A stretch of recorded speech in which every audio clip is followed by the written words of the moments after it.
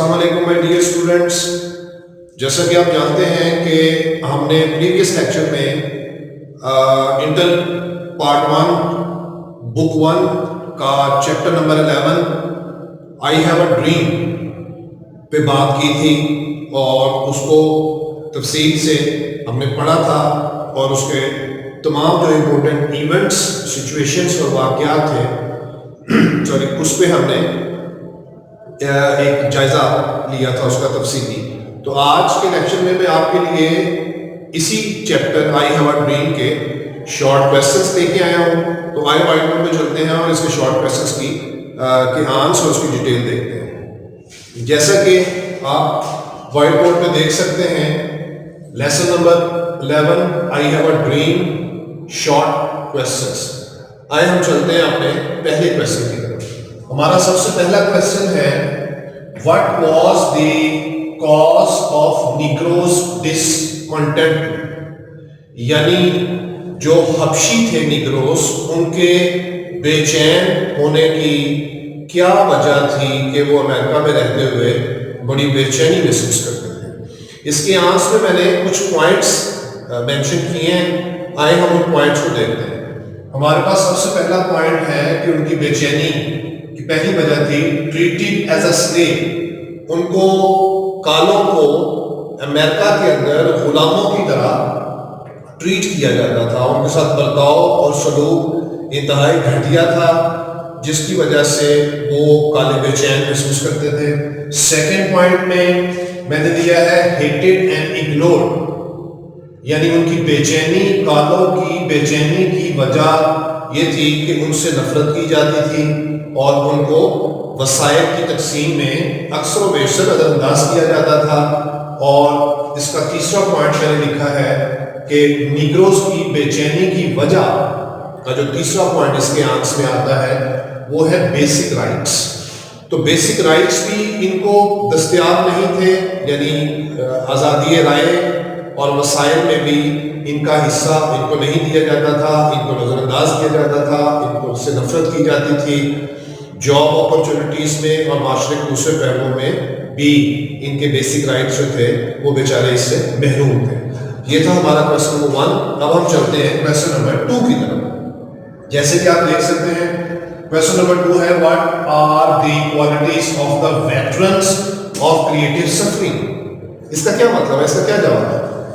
इसका जवाब है पॉइंट नंबर 1 में करेज एंड पेशेंस। में पहले सवाल थोड़ा सा डिफिकल्ट है, इसको मैं आपके लिए आसान कर दूं कि व्हाट आर द क्वालिटीज, वो कौन सी खूबियां हैं ऑफ वेटरन्स। वेटरन्स कहते हैं सिपाही, ऑफ क्रिएटिव सफरिंग। वेटरन्स का मतलब होता है रजाकाराना तौर पर, यानी ना चाहते हुए भी रजाकाराना तौर पर तकलीफों को बर्दाश्त करना। यानी अब सवाल देखें, व्हाट आर द, वो कौन सी खूबियां थी जो रजाकाराना तौर पर सिपाही हर आने वाली तकलीफ को बर्दाश्त करते थे। उसकी वजह यह थी, इसका आंसर ये है कि करेज एंड पेशेंस, यानी क्रिएटिव सफरिंग को बर्दाश्त करने वाले जो सिपाही थे उनमें सब्र था, उनमें हौसला था, हिम्मत थी। सेकंड, वर्क विद फेथ, और ये निग्रोस चुके काम करते थे अपने अकीदे के साथ, अपने अकीदे की मजबूती के साथ, तो इसलिए ये बहुत सी तकलीफें बर्दाश्त कर लेते थे और रज़ाकाराना तौर पर, यानी कोई जुर्म नहीं था इनका, कोई नाइंसाफ़ी नहीं थी, लेकिन फिर भी ये उसको बर्दाश्त करते थे अपने अकीदे के साथ। और फिर इसका तीसरा पॉइंट है फाइट फॉर द राइट्स। ये इन चीज़ों को बर्दाश्त इसलिए करते थे कि वो अपने हकूक के लिए जंग लड़ रहे थे, अपने हकूक के पीछे भाग रहे थे और अपने हकूक के लिए इस तहरीक को आगे लेके जाना चाहते थे। ये था हमारा क्वेश्चन नंबर 2 की details.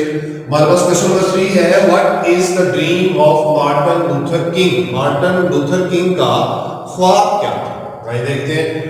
Point number 1, no racism in United States, यानी वो अमेरिका, उसका ख्वाब ये था कि वो अमेरिका में किसी भी तरह की नस्ल परस्ती नहीं चाहते थे, यानी दो नस्लों के दरमियान जो नफरत है वो नहीं चाहते थे, काले और गोरे के फर्क को वो नहीं मानते थे, वो कहते थे सब बराबर है। दूसरा ख्वाब का हिस्सा क्या था? ब्रदरहुड, इक्वालिटी एंड फ्रीडम, यानी भाईचारा हो, इक्वालिटी मुसावात हो, फ्रीडम और सबको आज़ादी हो, ना कि गोरों को आज़ादी हो और कालों को आज़ादी ना हो, इसके भी वो कायदे थे। और इसी क्वेश्चन के तीसरा पॉइंट इसके आंसर है कंटेंट ऑफ कैरेक्टर। वो कह रहे थे कि किसी के किरदार को परखने का पैमाना जो है वो उसके किरदार के अज्जा यानी खूबी होनी चाहिए, और वो खूबियां क्या है? Brotherhood, equality and freedom.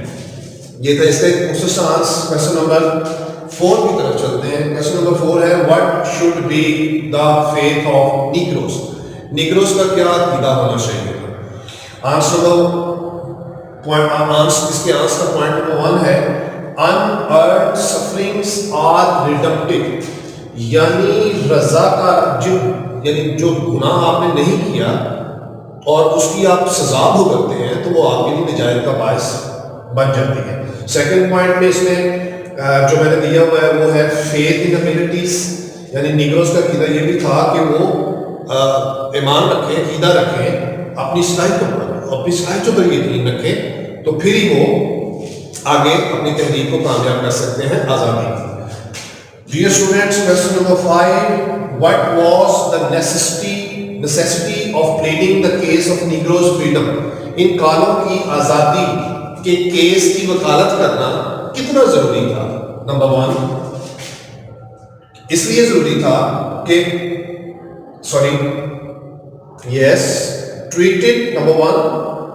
Treated like slave, इसलिए कालों की आजादी की वकालत करना जरूरी था कि उनको गुलामों की तरह ट्रीट किया जा रहा था, नजरअंदाज किया जा रहा था, जुल्म और जबर किया जा रहा था। Number 2, considered inferior. Question number 5 पे बात कर रहा हूं, उसके दूसरे पॉइंट पे उनको कमतर, घटिया, अदना समझा जा रहा था, जिस वजह से उनकी वकालत करना, उनकी तहरीक की वकालत करना जरूरी था। और मार्टिन किंग लूथर उसकी वकालत ही करते हुए, अपनी इस तकरीर में उसकी वकालत करते हुए नजर आ रहे हैं। क्वेश्चन नंबर माय डियर हमारे पास 6 है। क्वेश्चन नंबर 6 में पूछ रहा है कि what should be the criterion of the judgement of a person, कि एक आदमी की जजमेंट का क्या क्राइटेरिया, क्या पैमाना होना चाहिए। आइए इसके आंसर में पहला पॉइंट देखते हैं, आइडियल ह्यूमन कैरेक्टर। एक इंसान का किरदार जो है वो मिसाली होना चाहिए। उस किरदार के अंदर जो खूबियां हैं, जैसे भाईचारा है, आज़ादी है और कहीं आने जाने की आज़ादी है, ये चीज़ें, इंसाफ है, कानून की पासदारी है, ये चीज़ें जो है ये क्राइटेरिया में आती हैं, किसी आदमी को जज करने के पैमाने में शामिल है। नंबर 2, कंटेंट ऑफ कैरेक्टर, यानी किरदार में पाए जाने वाले जो कंटेंट हैं, मवाद हैं, उनसर हैं, उनके साथ किसी आदमी को जज किया जाना चाहिए कि उसकी सलाहियतों का क्या लेवल है और उसके किरदार का क्या लेवल है। इसलिए मैंने तीसरा पॉइंट लिखा, not the skin of colours, ना कि किसी आदमी को जज करने के लिए उसकी जिल्द, उसका पैमाना होना चाहिए कि उसकी जिल्द अगर सफेद है तो वो बहुत अच्छा आदमी है, एक की जिल्द ब्लैक है तो वो अच्छा आदमी नहीं है। This is not fair. The criteria of a judgement of a person should be the content of his character, not his skin. इस पे मार्टिन किंग लूथर ने बड़ा जोर दिया था, और यहीं से जो था वो डिफरेंस ऑफ रेस, यानी नस्लों का अलग-अलग होना, उसमें फ़र्क होना जो था वो इख्तिलाफ और बिगाड़ना था। माय डियर स्टूडेंट्स, हमारे पास क्वेश्चन नंबर 7 है, from which part of the country did the negroes gather there. मुल्क के किन किन हिस्सों से जो नीग्रोस थे, काले लोग, वो वहां पे इकट्ठे हुए थे उनकी तकरीर सुनने के लिए, उनका ख्वाब सुनने के लिए, उनकी ख्वाहिश सुनने के लिए। इसमें मैंने नाम लिख दिए हैं। पॉइंट नंबर 1 में मिसिसिपी, ये अमेरिका की रियासत है, वहाँ से भी लोग आए। अलाबामा, ये भी अमेरिका की रियासत है, वहाँ से लोग आए। साउथ कैरोलिना, ये भी अमेरिका की रियासत है, वहाँ से लोग आए। जॉर्जिया, अमेरिका की रियासत है, वहाँ से लोग आए।